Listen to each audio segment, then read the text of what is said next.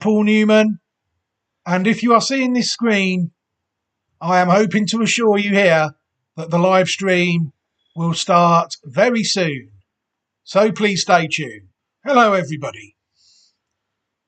This is Paul Newman, and if you are seeing this screen, I am hoping to assure you here that the live stream will start very soon. So please stay tuned. Hello everybody. This is Paul Newman, and if you are seeing this screen, I am hoping to assure you here that the live stream will start very soon. So please stay tuned. Hello everybody. This is Paul Newman, and if you are seeing this screen, I am hoping to assure you here that the live stream will start very soon. So please stay tuned. Hello everybody, and welcome back to the final Cheltenham Festival 2025 live stream of the week. It's been an absolute pleasure to be in a position to be able to bring you these sneaky little morning live streams, and I probably will miss them next week and find myself not doing much in the mornings, because it really is a week of the year really that horse racing really does come to the fore. And luckily, so far, touch wood, I think we've just about got away with it so far. Coldwell Potter yesterday was absolutely lovely to see that. It really was, very so satisfying to just not give up on a horse and watch it do what it's bred to do, dominate. Just a shame his bigger sister, Brighter Days Ahead, couldn't get the job done in the champion hurdle, wasn't it, earlier in the week. What have we got coming up today? Right, usual things really. What I'm going to do is we're going to have a quick look at the morning markets, and then what I will do is I will give you all another chance to hear the Reprieve Media CIC Double Handful 4th day preview, hosted by Steve Allpress and myself. And then after that, we will probably have another look at the markets just to see if we can ascertain any clues from the previous hour. And then I imagine we will all be probably getting on with our lives, because the first race, the Triumph Hurdle, is a very important race. So that's the plan anyway. Quick look at the markets. What else happened yesterday? It was a tricky day yesterday. The Stayers Hurdle, well, that division is what it is. A bit like the Stay and Chase division, needs new blood. And hopefully through the next couple of years, it will start to come through, because there is some nice horses out there running as novices. Right, what I'm going to do now is I'm going to put the introduction screen up quickly, and then I'm going to key in and tune up the website just to make sure that there's no sensitive information displayed on the screen, such as passwords, balances, things like that, open bets, that sort of thing. And then I'll be back with an early morning market check, and then we will get on to the preview with Steve Allpress and myself. So I'll be back shortly. Please bear with me while I put the screen up quickly, and I'll be back shortly. Thank you for listening. Welcome to the stream, and I hope you enjoy what we've got for you. Hello, everybody. This is Paul Newman, and if you are seeing this screen, I am hoping to assure you here that the live stream will start very soon. So please stay tuned. Hello, everybody. This is Paul Newman, and if you are seeing this screen, I am hoping to assure you here that the live stream will start very soon. So please stay tuned. Hello, everybody. This is Paul Newman, and if you are seeing this screen, I am... Hello, everybody. Welcome back. Right, that seems all present and correct at the moment, so we should be able now to crack on with the early morning market check. We're not going to try and take up too much time with this, because the preview is quite long, and we want to get done by, say, 12:30 at the latest. Right, we're going to take a look first at the 120 at Cheltenham, the Triumph Hurdle. 2 mile, 1 furlong for 4-year-olds, and people will see that matched on that race so far is 734,353 British pound. East India Dock, strong favourite. 2.76 Lulamba, which is Steve Allpress's win selection for today, is 3.6. And my win stroke each way selection, Hello Neighbour, is lurking around an each way price, just a bit shy of it at the moment, at 6.6. There's a big gap then between the rest of the market. Lady Vega Allen is 19s. Blue Lemon, 29. Mondo Man, the Mount of Brian Hughes, the French Derby winner, French Derby 5th place, is 30s. Gibbs Island, 38. And Mark Walsh's Mount Larzac, 65. The 2 Willie Mullins horses, massive prices. Look, Willie do well, 65s. And St. Lucy, 80. The Rich Richie horses. So interesting market there, I think. The next race, the County Hurdle, 2 mile, 1 furlong, handicap hurdle. So far, 381,791 Great British pounds have been matched on the County Hurdle. The favourite is Cargees, promising juvenile hurdler last year, already dropped down into handicap company. 4.7, the mount of Paul Townend. Lark in the Morning is 6s. JJ Slevin, Absurd, 7.4. McClory, 11s.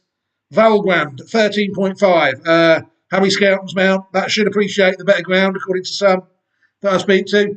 Danny Longlegs, 17.5. Hansard, 19.5. The mount of Niall Houlihan. Ethical Diamond is 19s. Irish Partner, 19.5, and then any price the rest are 34 and a bigger, including my selection in the race. Well, not selection, but I do have one in the race, and it is Nadawi, the mount of Jack Kennedy, currently a 34 shot at Betfair. 240, we're going to take a look now at the Mare's Chase. 207,770 Great British pounds matched. On the race so far, 2.64 favourite, Dino Blue. My selection in the race, Allegory Davassi, is the second favourite at 5s. Bride's Hill, 5.7. Limerick Lace, I think that might have won the race last year, 7.8. The mount of Jack Kennedy, 13.5. She could be anything. And then any price, the final 4 in the market.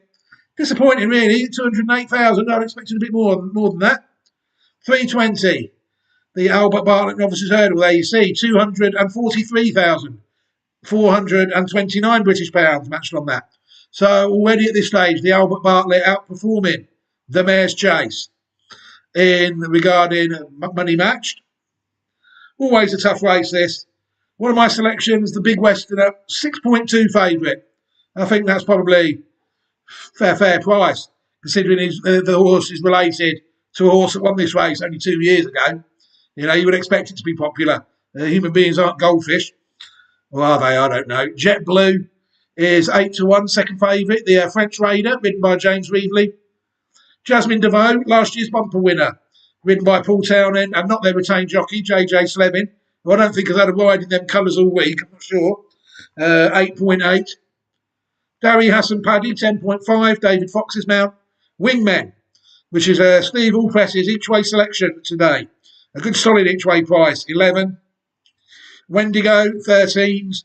Intense Approach, 19.5, together with my other fancy in the race, Rachel Blackmore, is today riding Argento Boy. 21, Ballybow. 27, Flicker of Hope. And in at 29s, Sound Victorious, the mount of Patrick Mullins. Very interesting race, always to me, the Albert Bartlett. The sort of race that if a horse can get through this and win it and have not too much long-term damage on the horse, it really is a good springboard for a staying chase of that race. The 4 o'clock at Cheltenham, the Cheltenham Gold Cup, and as you would expect, the most money matched. Really, we saw a bit matched on the Supreme Novices Hurdle on the first day. But even the 4 o'clock race today, the Gold Cup, already has 1,111,903 British pounds matched on the race. Galopin de Champ now getting towards a 1-2 shot, isn't he? 1.59. The second favourite, I know the way you're thinking, the supplemented horse, 8.8, the Mount of Mark Walsh, 9.2, JJ Slevin's Mount, Banbridge, 16.5, Monty Star, 19's Corbett Cross, 50's The Real Whacker, Hoy Signor in at 70s, Gentleman's Game is 80s, and the outside of the lot, 190 to 1, is Royal Pagaille, the Mount of Charlie Deutsch for Rich Ritchie. On now to the last two races of the week. The Hunter Chase. I'll be surprised there's over 100 on this. Oh, well over. The 440 at Cheltenham. The Hunter Chase, £190,139 matched on the race. The favourite there, Angel's Dawn, 4.7. It's on the line, ridden by Mr. Derek O'Connor for JP McManus, 5.4. Will It Go Ahead, 9.8. Rocky's Harrier, 11.5. Rye Hill, 11.5. Shearer for the McNeil family, 12.5, ridden by Olive Nichols. 13, Fairly Famous. Miss Gina Andrews riding that one, and then all the way out to the next one, which is Music Drive at 32. All Mankind in there for the Gredleys, 42. I mean, they've had their money's worth out of that horse, haven't they? I remember it going round as a very good 3-year-old hurdler. You know, surely the horse has earned retirement now, but no, they keep grinding it round. 5:20, 2 mile 4 furlong handicap hurdle. The last race of the week, the Martin Pipe conditional jockeys handicap hurdle, and again, pretty strong market, more than the Fox Hunters. 248,656 British pounds currently matched on the race at Cheltenham. Kopek Demi, bit of a talking horse a fortnight or so ago, wasn't it? The Mount of AP Kelly, and for Ireland's biggest gambler, JP McManus, is of the 3.7 favourite. Woodhood is 9.4. East India Express, the Mount of Freddie Gordon, is 9.8. They're the only three in single figures in the race. At 10s, you've got Tap on the Go. 14s, Nurse Susan. 16s, No Ordinary Joe. Again, for Ireland's biggest gambler, as is the next one, Park of Kings, ridden by Connor Stone Walsh. Carsafon, another Munir horse for Tin and Power Roach. But JJ Slevin can't ride. This is for amateur riders, this race. Can't find my two. Where are my two? Minella 6-0 and the Enabler. There's the Enabler, currently in at 50s, ridden by James Smith, and Minella 6-0 must be a non-runner. No? Shout out if you see it. Oh, there he is. Minella 6-0, 34 to 1 shot, ridden by Jay Cohen. I mean, the two prices, I think, reflect the chances. They are quite exposed horses, but they're probably quite inexperienced in relation to some of these as well. It's a novice hurdle race, but some of these have had quite a few runs. Mine have obviously had enough runs to qualify, but there's a few inexposed ones in here, like Kopek Demi. Not many people know about that one. But yeah, it's the race is what it is, and that is the market for it. Right, what we're going to do now is I'm going to put the introduction screen up again quickly so I can tune up the preview of the fourth day that Reprieve Media CIC Double Handful did with Steve Allpress and myself. So if you could please bear with me while I put the introduction screen up shortly, then I'll be back shortly. Thank you very much. Hello, everybody. This is Paul Newman, and if you are seeing this screen, I am hoping to assure you here that the live stream will start very soon. So please stay tuned. Hello, everybody. This is Paul Newman, and if you are seeing this screen, I am hoping to assure you here that the live stream will start very soon. So please stay tuned. Hello, everybody. This is Paul Newman, and if you are seeing this screen, I am hoping to assure you here that the live stream will start very soon. So please stay tuned. Hello, everybody. This is Paul Newman, and if you are seeing this screen, I am hoping to assure you here that the live stream will start very soon. So please stay tuned. Hello, everybody. This is Paul Newman, and if you are seeing this screen, I am hoping to assure you here that the live stream will start very soon. So please stay tuned. Hello, everybody. This is Paul Newman. And if you are seeing this screen, I am hoping to assure you here that the live stream will start very soon. So please stay tuned. Hello, everybody. This is Paul Newman. And if you are seeing this screen, I am hoping to assure you here that the live stream will start very soon. So please stay tuned. Hello, everybody. This is Paul Newman. And if you are seeing this screen, I am hoping to assure you here. Hello, everybody, and welcome back. Thank you very much for being so patient there. Things like that are essential because there's a lot of faffing about that needs to be done to make these live streams as seamless as possible. Not necessarily for my experience, my end, but for the viewers' experience. You know, there's a lot of silence, a lot of dead time. So I thought that creating that intro screen really would just give people a little bit of time to think and reflect, maybe go and have a pee or make some sort of a drink or something. So they didn't miss anything, right? But we're back now, though. We'll have another look at the markets on Betfair after we've played out the preview, just so we can see if there are any movers and shakers in the market in the preceding hours. You'll be surprised, there was the other day. And what I will do now is I will hopefully be able to key in the Day 4 preview, start it, and let you all enjoy that for an hour or so, just under an hour, and then come back. So that is what I am going to plan to do. I hope you all enjoy it.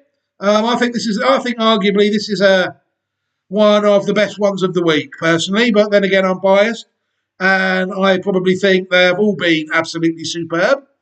So let's have a listen to it and see what you think. And I hope you enjoy it, everybody. Hello, everybody, and welcome back to the Reprieve Media CIC's coverage of the 2025 Cheltenham Festival. Well, we've got there, everybody, the final day of the festival, the 4th of 4, and what a magnificent week of racing it has been so far. We've done it again. Double Handful has managed to get to the end of the 2025 Cheltenham Festival. My co-host Steve Allpress and myself have never, I don't think, missed a day of a single festival since Reprieve Media CIC was incorporated. Massive thanks to my co-host Steve Allpress for always finding the time, no matter whatever his situation is, to do something for us at Reprieve Media CIC. He's been on course for half the festival this week, the first 2 days. But he was back home to record his segments for the 4th day. So I will hand over to Steve Allpress for the first preview of the day, and where better place to start than the first race of the day, the Triumph Hurdle for 4-year-olds. So Steve, it's over to you. Hi Paul, glad to be back for the final day of the Cheltenham Festival preview. As always, it's been a brilliant week. There's been some tremendous races, some brilliant horses. There's been a lot of drama. The results have been a little bit up and down throughout the week. We've had quite a few of the hot pots beaten, but all in all, it's still been a tremendous week. There's been some lovely stories and some top quality horses and some for the future that I'm sure we'll be looking at next year. But yeah, let's hope we can have a great final day. Pick some winners, and then we're going to have to wait for another year, and then we'll be back next year for another great festival, I'm sure. But yeah, thank you very much for having me this week, and I look forward to today's racing. Right then, let's go on to the opening race on day 4, which is the JCB Triumph Hurdle, a Grade 1 over 2 miles for 4-year-olds. My selection in the race is the Nicky Henderson trained, ridden by Nico de Boinville, Lulumba. Lulumba's a nice horse that's come over from France. It's had 1 run to date over hurdles in the UK, where it beat a horse called Mondo Man at Ascot, giving it £10. I know going into that race that day, there was a lot of talk around that Lalumba had a lot of ability, and I know vibes were pretty strong leading up to Ascot. And I know there was a lot of talk around that he could be a Triumph Hurdle horse. On the day, he was quite weak in the market. I think it was because there was a lot of talk with regards to his rival on that occasion, Mondo Man, and obviously he was getting a lot of weight. So I think Lalumba on that occasion was easy to back. However, it didn't diminish the regard they held him in, and they still felt that they were going there with a smart horse. So as the race panned out, Lalumba won the race very impressively, obviously giving all that weight away. And the interesting thing about it was, after the race, when Connections were interviewed, it was fairly clear that the horse was only just ready to start, and they hadn't really pressed any buttons with him at home. And I just think when you take everything into consideration, of like the way he was giving away the first run, the opposition against him, strong in the market, etc. I think Lalumba's run has to be taken massively. Obviously, I get the impression that they always felt there was going to be a lot to work on from that race, and the vibes that I've been getting since that then is that the horse is flying and he's come on leaps and bounds. Another thing that I like about Lalumba was when you get these young horses, or any novice hurdler really, they tend to be very keen early on. But Lalumba seemed a horse very professional, very relaxed, wasn't pulling. He jumped beautifully, and for an inexperienced horse, I was very impressed with everything he did. He really went through the race like a true professional.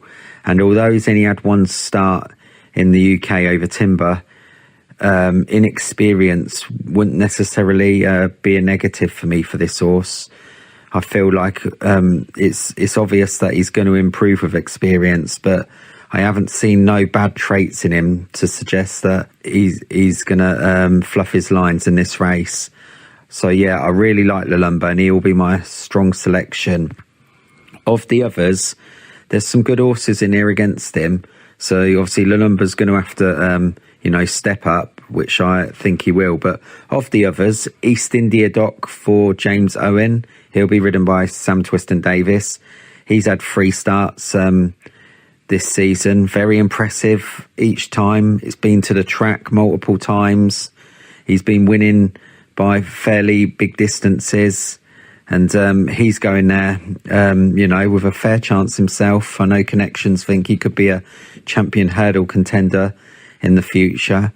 So obviously, they obviously have, they've got big expectations of him, and it'll be very interesting to see how he gets on here. And of the others, you have to look at the Irish horses that raced at DRF. On that occasion, St. Lucy for Willie Mullins went off favourite, and that looked very good on its seasonal debut. However, she ran badly on the day, and Hello Neighbour, who also is highly touted for Gavin Cromwell, he was the one to take advantage on that occasion. And he's a horse that travels beautifully throughout the race, jumps very nicely, very nice laid back horse, uncomplicated. Doesn't always finish his races off strongly, but he's one of those horses that might really benefit from a fast pace, and you know that horse is going to come there travelling at some stage. So yeah, it's an interesting race. You've got other horses in there. I've obviously mentioned Mondo Man, who ran at Ascot. He then went to Kempton a couple of weeks ago. The horse has been too keen. He's been pulling so hard, and he's just he's ruining his races before they get into the business end of the race. And any of those antics again, his chances will be gone early on. But he's a horse, if he did settle, it'd be very interesting at a big price.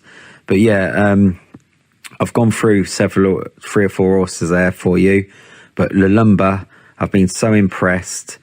I like what Connections are saying.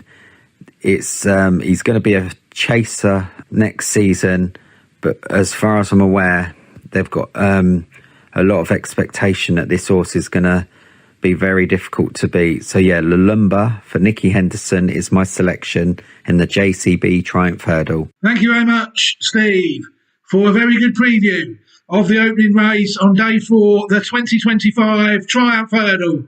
I mean, I tend to agree with you. This could be, to me, one of the races of the week. We've got the Nicky Henderson has been trying to raid the French reservoirs again. It worked beautifully for him, for Sergino, winner of the Pre-Wild Monarch, who actually runs in same colours as this horse here, Lulamba. 1 run, 1 win in the UK, faultless, really, hurdle debut. But like Steve said, the form was what it was. Mondo Man is not doing himself any favours in any races, and he lines up today as well. And in the same race, St Pancras was in there, I looked at, who's out of a Cheveley Park mare, I remember. But yeah, he managed to come out and win a listed race after being well beaten at Newbury. But really, it's the French Derby horse, Mondo Man, that is making this form quite hard to weigh up, I would say. The form of Lulamba's maiden victory. I've actually got one in this race. I've actually identified one in this race, and that will be the one that I will be focusing all my energy on for the Triumph Hurdle, and that is the Gavin Cromwell trained Hello Neighbour. I think he's the only Grade 1 winning hurdler in the field after his win at the Dublin Racing Festival. So he brings a very high level of form to the table, I think, in comparison to some of these. But what's more interesting about Hello Neighbour, really, what I found, was the pedigree of the horse, just how superbly bred the horse is. Hello Neighbour. I mean, I'm not going to bang on too much about the videos, the pedigree. In this video, the horse has been on the Patreon channel for some while now, and people have been free to go and take a look at the pedigree of the horse, Hello Neighbour, at their own convenience. So if they haven't, then it's on them. You know, I'm not going to really repeat myself. But so this is a very interesting horse, Hello Neighbour. I was absolutely delighted when it won at the Dublin Racing Festival. All the hype was about the Mullins horse on the day, St Lucy, and that turns up as well. We've also got another one, Willie de Huel, who is actually out of a sire I identified, Boumek de Huel, who was going round in French juvenile hurdles. You know, it'd be nice to see that bounce back to a certain extent, because that is a stallion I am looking forward to, and that one in England has been fairly disappointing, I think. It's fair to say. But to me, this race is all about Hello Neighbour. I just cannot wait to see what this horse is going to do. It's been a barren spell, really, for me, for the 3-year-old hurdlers. I haven't really done very much in the last 2 years with them. So as a consequence, Hello Neighbour is actually the only 3-year-old hurdler I'm following this year. You know, I'm on safe ground. I identified him when he won first time out, and then I was delighted to see him oblige in what is always a very informative race for this Triumph Hurdle, the race at the Dublin Racing Festival. You know, I think it produces a few winners of the Triumph Hurdle, and I'm just hoping that the Gavin Cromwell trained Hello Neighbour will be up to the task. You know, it's a beautifully bred horse, and it's just exactly my sort of horse. I think there's enough case for saying it could be running in the Derby rather than the Triumph Hurdle. The horse has actually ran on the flat a couple of times, and I think the horse is actually unbeaten on the flat. So I don't know whether this will be an out-and-out national hunt horse, Hello Neighbour. A bit like the one that he ran today, 6.5. That's been running on the flat and campaigned over hurdles a little bit as well. Just touched off today. 6.5 was in the Grade 2 Mare's Novice Hurdle. But tomorrow, I'm just hoping that Hello Neighbour can go one better. I think they might hear me cheer at Cheltenham from here in Peterborough if Hello Neighbour can oblige in the first race. Unfortunately, it's a handicap day for me as well tomorrow. I've got to touch on a little bit of handicap business in the next race then, the 2 o'clock at Cheltenham, the county hurdle. I've actually got one turned up in that, Nadawi, my old mate off the flat. Nadawi, I followed him on as a classic watch possible in my personal flat project, Nadawi. I don't think he's run much this year. He ran in the Cesarovic towards the end of last flat season, I think, or the season before even. But yeah, he's been kept off the track quite a lot, but he has turned up today in the county hurdle for trainer Gordon Elliott. It's actually from the family of Pinatubo, Nadawi. He ran quite well at the festival last year. I can't remember the Fred Winter, the Boodles juvenile hurdle. I think he secured a placed effort in that race. So, to me, off a break, Nadawi's hopefully been freshened up for the race, and it will be interesting to see how he runs. But like I said, these Cheltenham handicaps, they are absolutely brutal. People pay their money and take the chance, and if I follow horses, I would never dismiss a horse for no reason, and Nadawi, through not really running, has managed to stay on my possibles list, one of my failed 3-year-old hurdlers from last year. So it will be interesting to see how Nadawi goes in the county hurdle at 2 o'clock, I think. Right, Steve hasn't got anything for any of the handicaps today on day 4. He's sticking to the top quality racing, and who can blame him? And speaking of top quality racing, it's handing over to Steve now, who is going to preview the second race of the day. The third race of the day, actually, sorry, which is the second race he's gotten interested in, and that is the Mare's Chase. Run at the new time of 2:40, the Grade 2 Mare's Chase, registered as the Libertine Mare's Chase. So, Steve, it's over to you for your views on this race. Right then, on to the Mare's Chase. This race is usually ran towards the end of the day on day 4, but now it's been switched to before the Gold Cup. Obviously, there's been a bit of reformatting for several of the races at the festival, and this is one of them that's impacted. So we'll start with the Mare's Chase. I'm going to start with the favourite, Dino Blue. This is a horse from the Willie Mullins stable for JP McManus. It's been a solid horse over the last several years. It's won its fair share of races. It's also been placed quite a few times. I think early on in its career, the trip of the Mare's Chase would be a problem for this horse over 2.5 miles, because I felt Dino Blue was always more like a out and out 2-miler. But more recently, I think as the horse has strengthened up, it's been able to see out the trip a little bit better. So for that reason, and with the nice ground, I think Dino Blue has to be a big player last year. Obviously, it was beaten last year. It ran on, but it couldn't quite get there. Maybe the soft ground and stamina, the soft ground and combination of stamina just stretched it a little bit. But I think this year it goes there in probably a little bit better form than last year. And it's strengthened up. And with the ground being nice too, I think Dino Blue's a worthy favourite in here. I'll mention Allegory Devassi, horse that's been runner-up to in a previous years, 2 years ago, to Impervious. Allegory Devassi's not quite hit the heights of which some were hoping. She's still a fair horse herself. She's won a fair share of races, but she's also had a fair share of disappointments too. She obviously raced Dino Blue last time out, and there wasn't much between them. And I do have a kind of feeling that it's going to be pretty similar again. I think I think those two are going to be certainly at the business end of the race together, and it's what Allegory with Devassi what is she going to show when push comes to shove. Sometimes she's been a little bit tame at the finish, but she goes there in fair form, and you couldn't rule her out for sure. I wouldn't say there's no standout mare in this race, so maybe even a few of them a bit lower in the market, like Bride's Hill. They go there with some kind of chance as well. But yeah, for me, the Mare's Chase is Dino Blue's to lose in some ways. I just feel that everything's in the horse's favour now, and this is the one to concentrate on. So yeah, Dino Blue would be my selection for the Mare's Chase. Wouldn't be massively confident, but just on what I've seen of late, I think everything's going for her right now, and I feel she's the one to beat for sure. Thank you very much to Steve Allpress there for his preview of the Mare's Chase on day 4 of the 2025 Cheltenham Festival.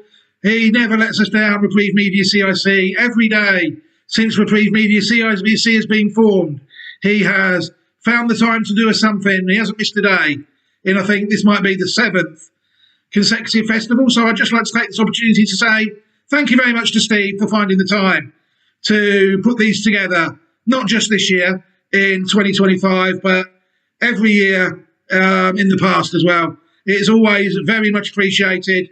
This is a man that people need to listen to. He's very, very shrewd when it comes to horses. So the Mare's Chase for me is all about one horse, really, again. My mares really have been totally a bit of a letdown this year. I had horses like Fun, which I was hoping to see in races like this, even horses like Birdie or Bust, that was placed in last year's mare's hurdle. I was hoping could step up, but some of the mares, rather like the mare's novice hurdle that we had yesterday, my mares have not really fired this year for one reason or another, unfortunately. But my old mate, Allegory de Vassi, is coming back for another go at the Mare's Chase. So obviously, I will be siding with her on the day. Unlike last year, a few years, because she's running this race quite solidly a few times, a couple of placed efforts, I think. The weights might favour her this year. She's actually getting weight off Dino Blue as a consequence of Dino Blue just beating her in a race last year where they crawled down and sprinted at the end. I'll be surprised if they do that tomorrow. And I do think Allegory de Vassi at the weights is interesting, I think. I think Steve's a bit unfair on the horse, saying she doesn't give it all in the end. She's just, if people look at the pedigree of the horse Allegory de Vassi, they'll see that she's just not a National Hunt bred horse. Obviously, National bred horses will have more National Hunt qualities, but other horses that aren't National Hunt bred, they might be flat bred, will have more flat-based attributes like speed, and they might travel a bit better. The second dam, Recomp, of Allegory de Vassi, is also the dam of Lawrence, the multiple Group 1 winner on the flat. People should never forget that. Allegory de Vassi, it could be argued, has had a good career. One thing I will say is they seem to be learning about her and not running her as much in the season. If people look at her form over the last couple of seasons, they'll see that she's mixed the odd good run with the odd inconsistent run. This year, I don't really think there's been as many signs of that. I think she's been a lot more solid this year, and I do think that is down to connections just giving her a better break in between races. So hopefully in this Mare's Chase, Allegory de Vassi can do herself justice. I think I don't think many people could begrudge her a victory in it, really. She's been a good, solid mare for the last 3 or 4 years, and hopefully she runs well. Right, before I touch on the Albert Bartlett Novice Hurdle, the race at 3:20, I'm going to hand back over to Steve Allpress, who is going to preview the last Novice Hurdle of the week, the 3-mile Grade 1 Novice Hurdle, the Albert Bartlett. So, Steve, it's over to you. Right then, on to that Albert Bartlett Novices Hurdle, a Grade 1 over 3 miles. Just historically, I've not had the best of luck in this race down the years. So obviously I'm hoping the fortune will change this year. Usually I'm one for backing these lightly raced horses in this race. These lightly raced ones with a touch of class, with a blend of speed and stamina. However, when I've looked through results of the past and watched videos back, I've always noticed it's tend to be those horses that are got a lot of race experience and battle hardened that tend to come out on top here. So maybe looking at it incorrectly historically, but anyway, this renewal here, I'm quite a big fan of a horse that's a relatively big price here, 9 or 10 to 1, Wingman, for Gordon Elliott and Jack Kennedy. Wingman's got some nice form. The horse has won a couple races and also been placed several times. It went to Cheltenham earlier in the season, around December time, and it ran a little bit disappointing. It was second, but I was a little bit disappointed. But since then, it's been placed behind the Yellow Clay at Naas, and then more recently, a month or so ago, it was second to Final Demand. And both of those were obviously placed in Wednesday's Turner's Novices Hurdle. So I think obviously on paper, I think Wingman has got the strongest form in the book going into the Albert Bartlett, and for that reason he would be my number 1 selection. Another horse that I like is the Big Westerner, trained by Henry de Bromhead. He's unbeaten to date, and he's won this season at both Punchestown and Limerick, and he's a horse that's got a bright future, and he looks a proper stayer to me, and I think he also goes into this race with a massive chance. The Willie Mullins trained Jasmine DeVoe. He won last year's bumper, but he's been a little bit disappointing since. He did win early season, but since then he's looked a little bit sketchy. His jumping's been off, and he's just not looked straightforward to me. And he's a horse that I'd probably oppose in this race. He's got a lot of natural ability, but it's just not been putting it together. Another horse in the race that you couldn't really dismiss, Ballybow. He's won his last couple of starts. He runs for Jigginsdown, also trained by Gordon Elliott.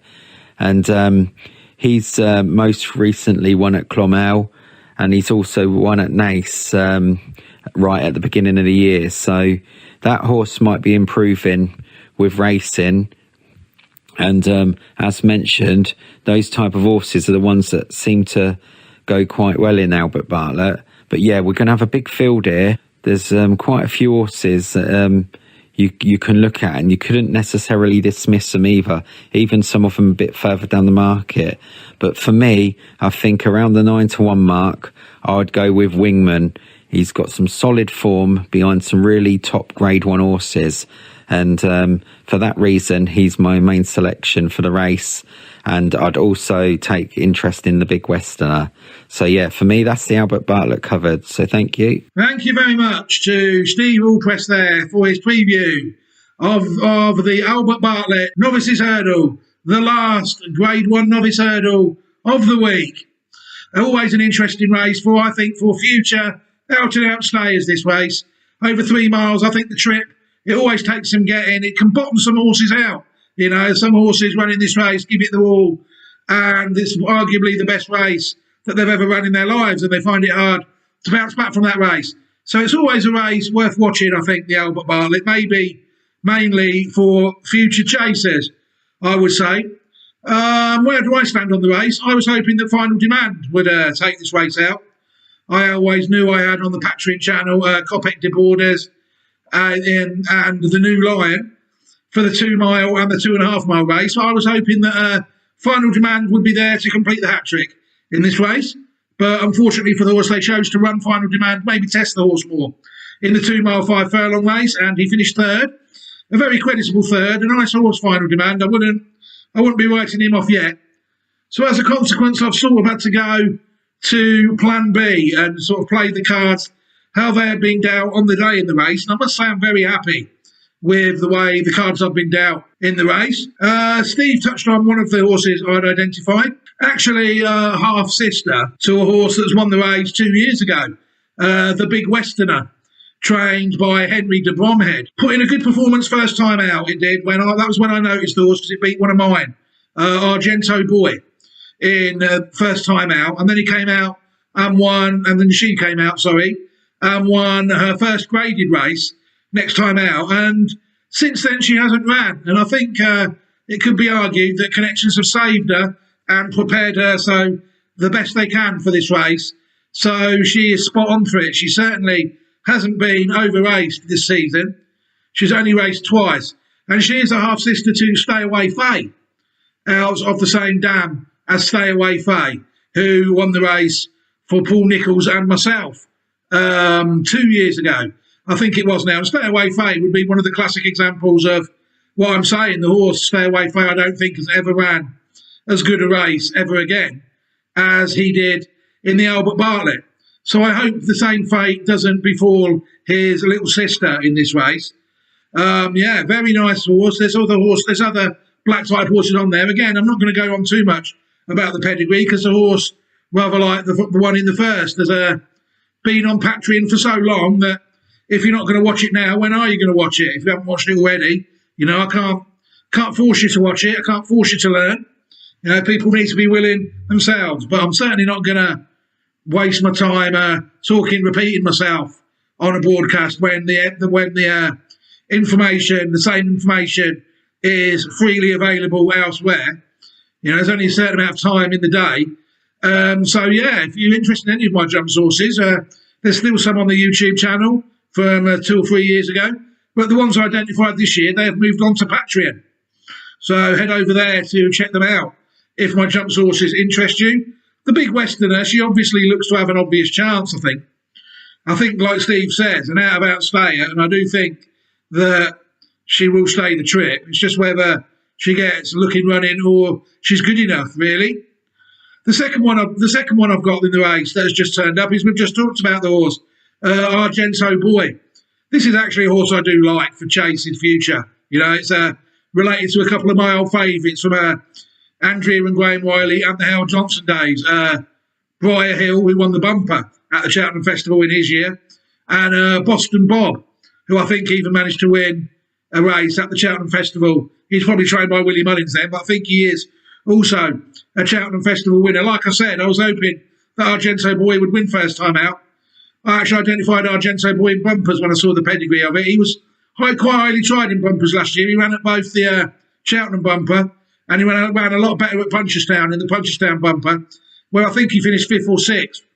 Like I said, he was beaten first time out. He was then pulled up on his second hurdle start, but managed to get off the mark with a nice victory on his third start. But to me, the faster they go here, the better it will suit Argento Boy.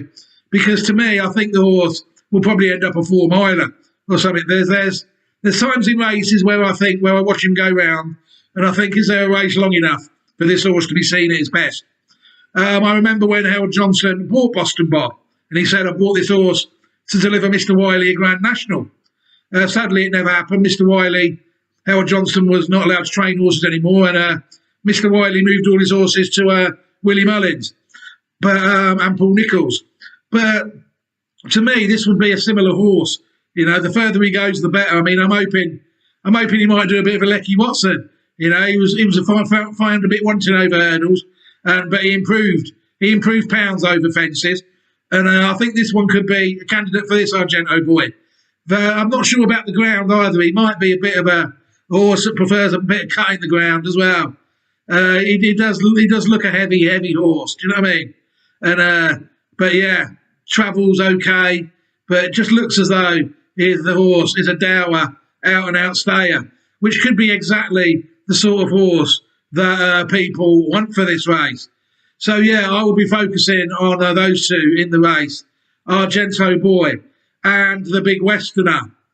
I'll quickly now touch on the feature race of the day at 4 o'clock, the Cheltenham Gold Cup, where Galopin de Champs is bidding for his 3rd Gold Cup victory.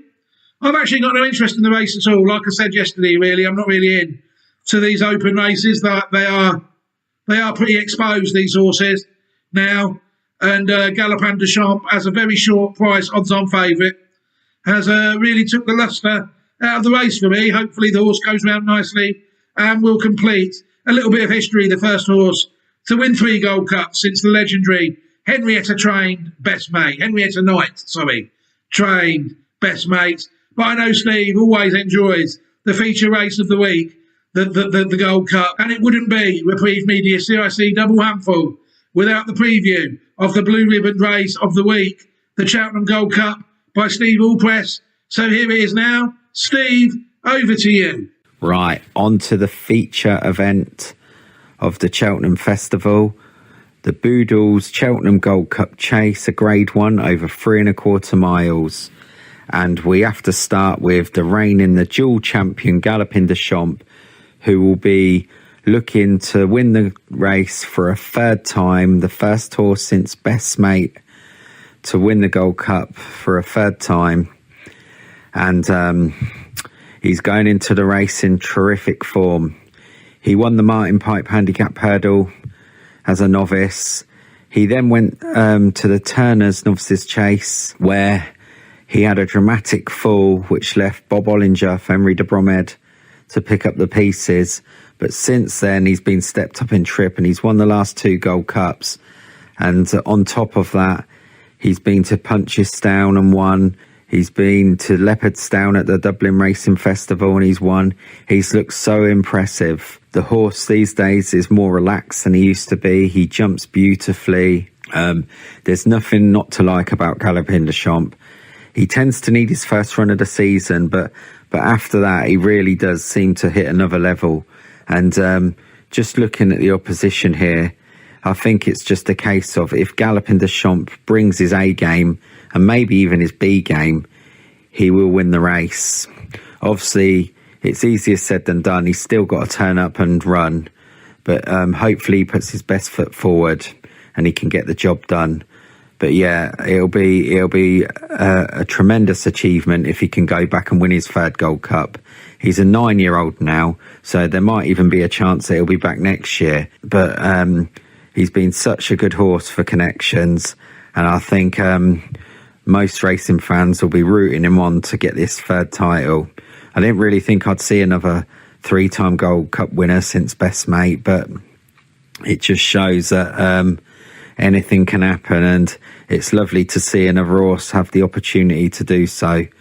Willie Mullins, he's trained Gold Cup winners in the past, and I'm sure that he's going to have this horse in tip-top shape, and hopefully he gets a nice clear passage, average luck in running, and he can get the job done. So yeah, Galopin de Champs is my selection for the race. Just having a look at a couple of others in the race. We're pretty familiar with the rest of the field. We've seen Monty Star run well round Cheltenham before. Corbett's Cross went and won the National Hunt Chase last season. We've seen Hoy Senior win the Brown Advisory in the past. The Real Whackers had some form round Cheltenham. Royal Pagaille is a specialist round Haydock. So all these horses in here, we've had Banbridge, the King George winner. All these horses we're familiar with, so I think anything, there's nothing that we don't know about these horses. So I think it does all come down to how Galopin de Champs is on the day. But yeah, if he turns up, he's going to win. Banbridge is the one that you probably keep an eye on a little bit, because he is a horse that's stepping up in trip. He'll be stepping up to the 3.25 mile trip for the first time. He obviously won at the King George trip, the 3 mile trip, for the first time on Boxing Day, and he seemed to see it out pretty well. But I do think stepping up an extra 2.5 furlongs on this undulating track is a bit more demanding than running around Kempton, although the Kempton run was a lovely run. So yeah, that he'll be interesting to see how he gets on. Corbett's Cross, he's looked a bit sketchy with his jumping, but he was running over a more intermediate trip last time. I think stepping up to this trip would suit Corbett's Cross. He would be the one for me to probably bet without Galopin de Champs. But yeah, all in all, if Galopin de Champs turns up and it's the horse that we've been seeing, for the last few years, he'll get the job done.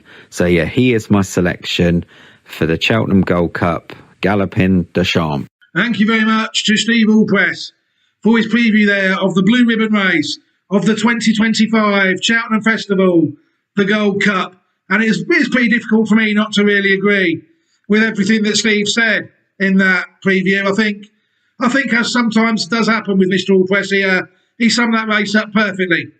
And I like him. I hope that Galopin de Champs can do the business on the day and land back-to-back Gold Cups. Obviously, well, the next race, the Fox Hunters Challenge Chase, Steve and myself have got nothing in that.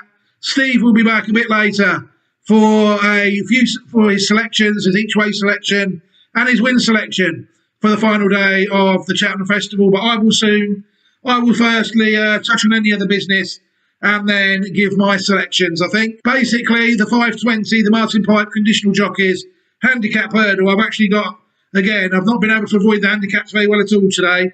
I've actually got 2 in the race. I'm going to tell you a little bit about them both because neither of them have got videos. Dan, I was hoping they could get on the video, could get on the Patreon channel as novice hurdlers, but the novice hurdle campaign has just fallen a little bit short. So these are hopefully first time out winning novice chasers for next season, I think. The first one we're going to take a look at is the Enabler. The Enabler is a listed bumper winner from December 2023, where he beat Fleur in the Park by 4 lengths before being put in his place when 5th out of 10 behind Jeroboam Machan in the Grade 2 at Leopardstown in February 2024. His hurdle campaign has been what it is, really. His first 2 starts, he managed to get beat at 1-9 on his first start and then was pulled up at 10-11 on his second start. He then was second behind last year's bumper winner, who was in the Albert Bartlett earlier, Jasmine DeVoe beat the horse by 4.5 lengths on his third start, and then the horse managed to get his head in front, beating I Am Lorenzo by a short head, running to a mark of 128. He was then thrust into a listed handicap at Leopardstown in February, where the horse could only finish 10th out of 18, beaten 23 lengths by McClory, who I think might either oppose here or is in the county hurdle earlier in the card. I definitely saw it when I was going through the card. This is one of them ones that I do like to follow from the family of Denman. The dam Nanny Stone is out of Denwoman, who herself is a sister to Denman. But yeah, like I said, you have to say that the form of the Enabler has fallen short. And he is what he is over hurdles, which is a handicap hurdler, which is why he's in this race. I'm just hoping that next season the fences could bring out a bit of improvement in the horse. A bit like Regent Stroll, who was also from the same family of Denman and has been bang average over novice hurdles this year, to the extent that he couldn't even manage to turn up at the Cheltenham Festival for the £600,000 purchase. Quite closely related to this horse, the Enabler. The second one I've got on my list is Minella 6-0. Minella 6-0, trained by Gordon Elliott, arguably is a better bred horse with better form than the Enabler over hurdles. Anyway, one first time out, beating Banana 3 by 8 lengths, and then was second behind, I think, a horse that was fifth in yesterday's Turners, Potter's Charm, the Twiston Davis horse. It then beat Mr. Pink in the novice hurdle at Thurles, before being second behind Preytail in a Group 3 and third in a Group 2, where he's actually beaten by the big Westerner who runs in the Albert Bartlett earlier. So this is a Group 3 and Group 2 placed novice hurdler running in the low to mid 130s, whereas the Enabler was in the high 120s. And there's not much between them at the weights. I do think Minella 6-0 is his first preference for this festival might have been the Pertemps. He ran in a Pertemps qualifier last time out in February and suddenly fell when just starting to get into the race. So he wasn't obviously qualified for the Pertemps after that. That was his first run at a handicap company. So to me, I think I've got two interesting contenders in this race, the Enabler and Minella 6-0, because they kind of fit the profile, don't they, of improving chasers. And that's sort of a horse that takes this race out. I remember Don Poley winning this race, for instance. And the pedigree of Minella 6-0 is absolutely superb. The damn glorious 12th, she's actually bred 2 pattern race horses already. One of them, Breaking Castle, was won 2 out of 3 races, trained by Ben Brookhouse. And that's one on my possibles list that just hasn't run all season in any novice hurdles. It's run in 3 bumpers and won 2 of them. So I've still got horses that are still unexposed, and this is still in Cheltenham. Glory Breaking Castle would definitely be one of them. The second dam of the horse, Bilboa, was so good it beat a horse called Azerta Uiop. People might remember Azerta Uiop going round for Paul Nicholls. Well, this horse beat Azerta Uiop by 21 lengths in the 2001 Aintree 4-year-old hurdle. So this is a horse of the top class. The second dam of this horse. It beat Janus de Cochet as well. 5th behind the leading Landing Light in the 2001 Eurobet Championship hurdle at Sandown. I think that race in April. Not necessarily sure that race exists anymore, actually. It doesn't seem to, can't think of a race similar to it at the Sandown meeting, end of the season. But yeah, the form of it is there. And also, I've got to remember, people need to remember that Bilboa is related to the Dam of Impervious. Is also out of Bilboa, Blodge, who was the Dam of Impervious, trained by W.J. Burke. Impervious won the Mare's Chase at the Cheltenham Festival not so long ago, and is also by Shantu, as is this one, and Breaking Castle.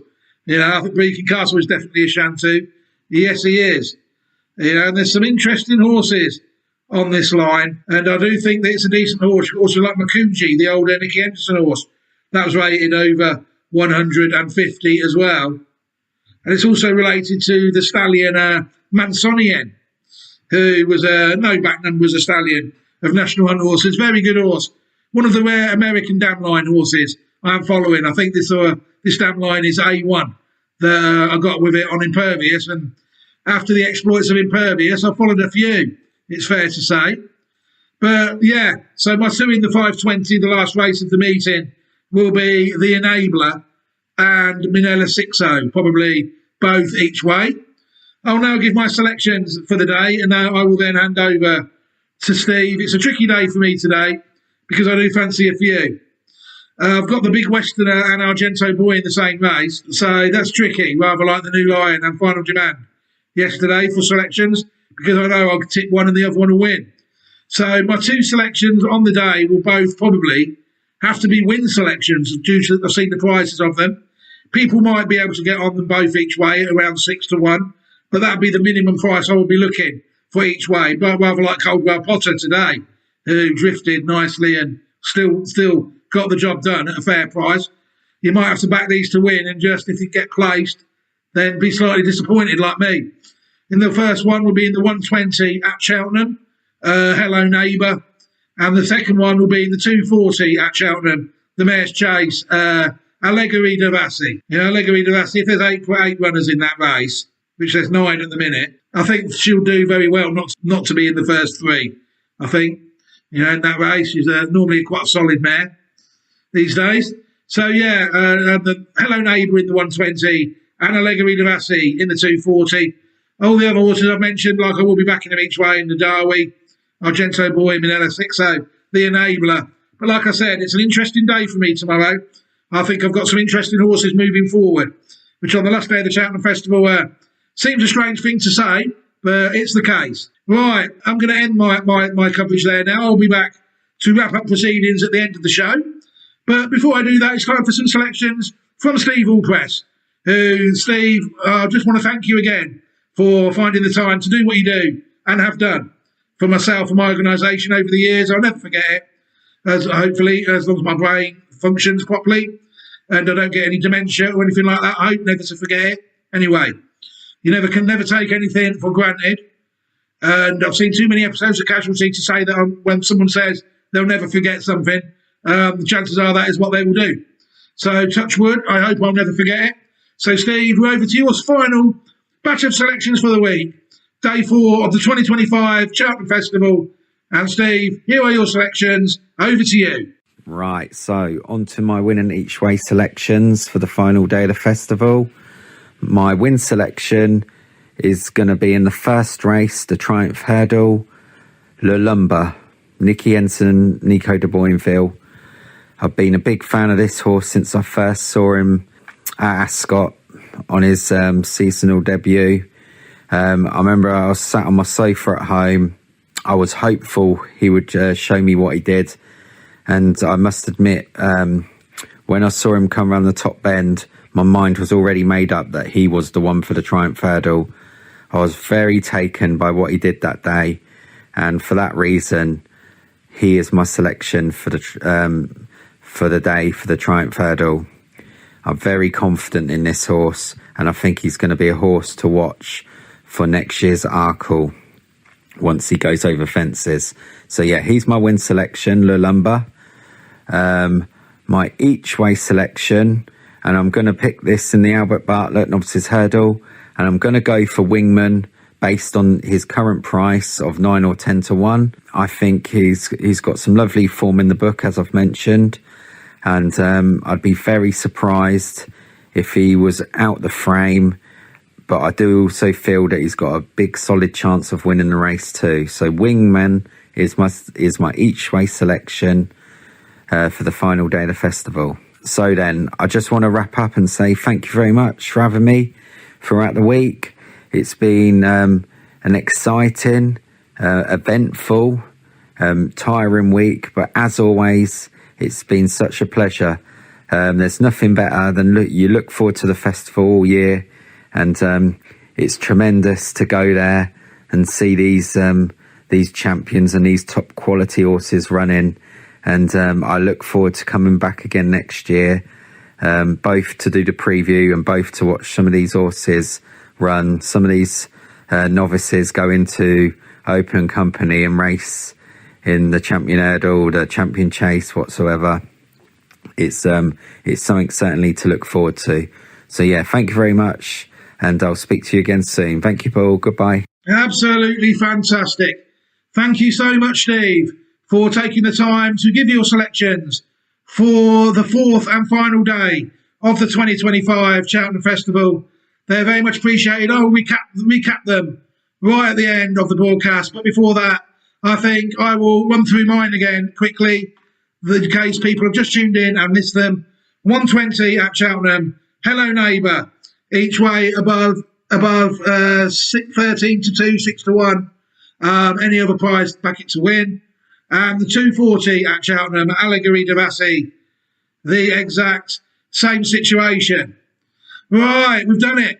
Another Cheltenham Festival in the Reprieve Media CIC Double Handful Archives. And what a week it has been. I think it's been a fantastic week, really. It's been a week full of drama and theatre, and a week full of the best horses identified by me winning the right races. So in all, apart from not having many runners in the races like the Arkle and races like that, and I'd like to have seen a Gaelic Warrior go round, I think we've just about got away with it. So before we end the stream now, I think I can recap Steve's selections off the top of my head if I remember them. In the 120, the Triumph Hurdle, we're both in the same race again. Steve, very strong on the Nicky Henderson trained Lulamba in that race. And Steve's each way selection is in the Albert Bartlett at 320, where he fancies Wingmen each way in that race.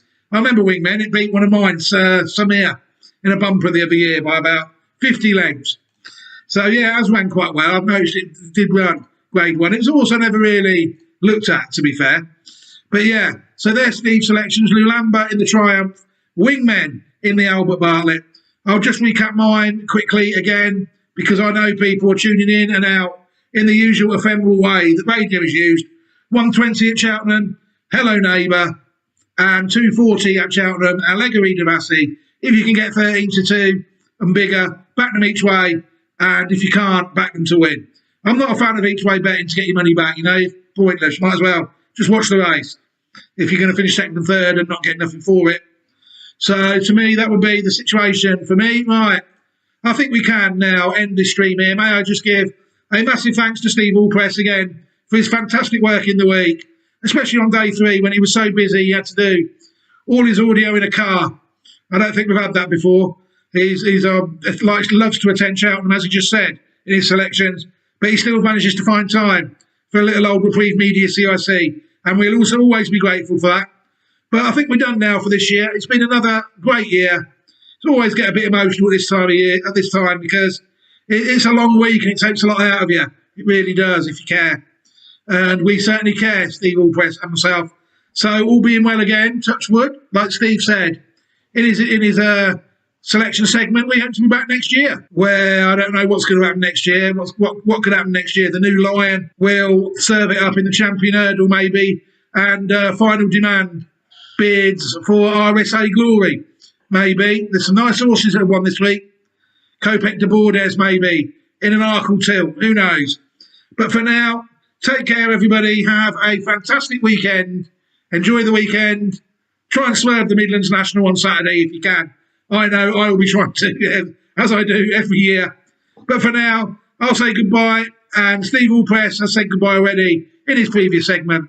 So that's it. Absolute pleasure to have you on board this year. Take care, everybody, and we will see you soon. Thank you. And on behalf of Reprieve Media CIC, I've been Paul Newman. Steve Allpress has been himself. And that's your lot, folks. Hello, everybody, and welcome back. This is me just touching back in now with a quick live stream segment before we take another quick look at the markets. And then I think it will be time to wrap this live stream up, I think, on this Friday morning. Yeah, like I said to Radley in the chat comments, I do think it's a good day's racing today, without any shadow of a doubt. Looking forward to the 2 novice races. They really are my cup of tea, those 2 races. And I'll be quite satisfied if I can take both of them races out, to be honest. I've got 3 horses to take out 2 races. I'd ideally like to have more in the Triumph Hurdle, but after the way the 3-year-old hurdlers have ran recently in this country, then it's and in Ireland, it's risky. You know, we've had a couple fall short horses like Bo Zenith and Salva is another one. Caliph de Burle is another one. You know, so we've got to be looking for a certain type of horse, I think, to win the Triumph moving forward. And then a lot of mine tend to be not the most resilient of creatures. They're normally off the flat, you see, my hurdlers, it's fair to say. Right, so what I'm going to do now then quickly is thank you very much for listening to the preview, those that did. I mean, yeah, fascinating stuff as always from Steve Allpress. Really is a man that people really do need to check out and listen to because he's a very shrewd man, you know, he is. And what's more, he loves to talk racing with people.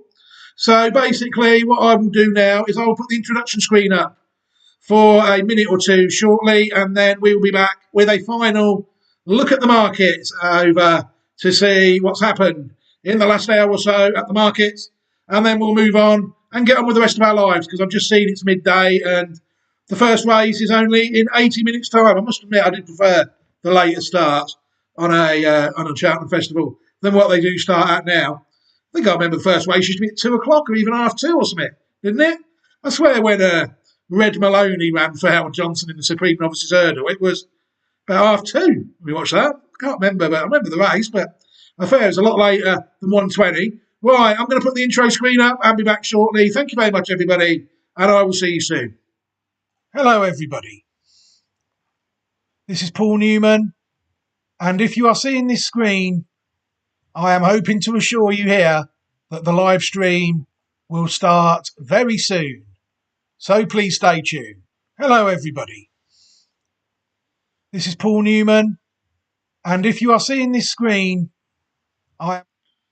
All right, hello, everybody, and welcome back. It don't take me long to sort this sort of thing out now. I'm getting a bit of a live stream veteran. Done a few this week, and I must say where I'm based right now while they fix my house is probably the best internet connection I've ever had in my life. Touch wood, we haven't had one dropped frame all week in any live streams at all, which is quite unusual.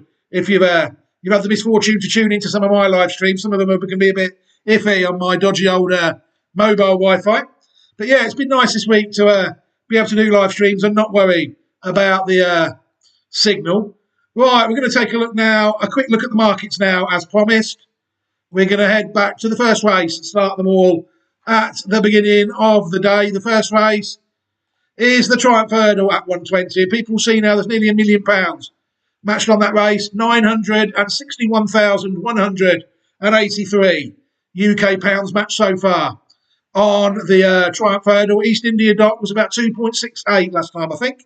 Drifted out slightly to 2.72. Lulamba, 3.55. Hello Neighbour, my selection at 6.6. Steve Allpress's selection, of course, is Lulamba, the 3.55 shot. And they're the only three horses that are below 20 to 1 in the Triumph Hurdle. You've got 20s, Lady Vega Allen, 29s, Blue Lemons, 38, Mondo Man. That is one that Steve said, if it settles, could be interesting at a massive price. That's actually fifth in a classic, the French Derby, behind Luc de Vega this year. Gibbs Island, 42. Larzac, 55. Any price the rest, although they have shortened a bit. Willie de Huel and St. Lucie, they were about 80s or 90s, I think, earlier. But I think at the start of the season, about May, April time, people were getting quite excited about Willie de Huel. I remember all the controlled outlets that blocked me on Twitter getting all excited about Willie de Huel. I hope they're excited now on their 70 to 1 shot. The next race at the 2 o'clock, the County Hurdle is the next race. 497,976 British pounds matched on the County Hurdle. At this stage, Cargeese, former smart juvenile hurdler, is the favourite. Paul Townend, Lark in the Morning, JJ Slevin, and Absurd, David Mullins, the only three horses under 10 to 1 in the market. Couple hovering around the 11 or 12 mark. McClory, Mark Walsh, one last time out. Waldman for Harry and Dan Skelton. And you've got two around the 19 mark. Daddy Longlegs, which I suppose after the run behind Snake Man last time, probably interested in a race like this. 14, Irish Panther. 19 and a half. Ethical Diamond, 21. Sorry, Irish Panther 18.5. I gave the lay price there by mistake. Hansard 21. Pinot Gris 26. And then El Champ, written by Freddie Gordon, is the last of the lot at 30. Those interested in my selections will find Nadawi just below him at 42. If he wins, then I think I will be happy, but I don't think he will. But I always have to follow my own horses. Sometimes you just have to bite the bullet, don't you? If you're wrong, you're wrong. You end up following a lot of bad horses. There's no better way than learning in this game. You just pick horses at the start of the season, follow them through the year, and if they bankrupt you, then you need to find something else to do. 440 at Cheltenham, the Mare's Chase. Still only £269,931 matched on this race. This is the sort of the race equivalent of the toilet break, isn't it? By the looks of things. You've still got Dino Blue, the favourite. 2.6, Allegory de Lassie at 5s. Looking like he's my selection for the race years. I did say each way, but she's not looking like she's going to be an each way price, is she? Pride's Hill, 5.9. Limerick Lace, I think she might have won the race last year, or the Mare's Hurdle last year, 7.6. She could be, Lossiemouth won the Mare's Hurdle. She must have gone well in the Mare's Chase last year. She could be anything 14s, Danny Gilligan, 50s, the rest and above in that race. On now to the 320, the Albert Bartlett the Novices Hurdle, £302,717 matched on this race so far. So again, it's still outperforming the race after it. Normally what you see in cards like this on exchanges is the money goes down as you go through the card because people like to get their money on as late as possible. But when you see a race that's done more than the race you had before it, then I do think that is interesting. The Big Westerner, still the favourite, 6-1 the field in the Albert Bartlett, 28 runners, or however many runners there are. If that wins at 6-1, I'll laugh. The Big Westerner, because he will actually be a third. She will actually be a third of the price.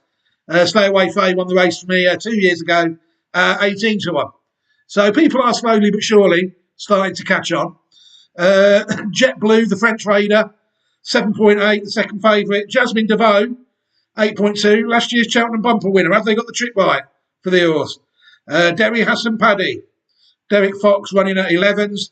Wingmen, Steve Allpress is each race selection for this race in at 11.5. Wendigo, 13.5.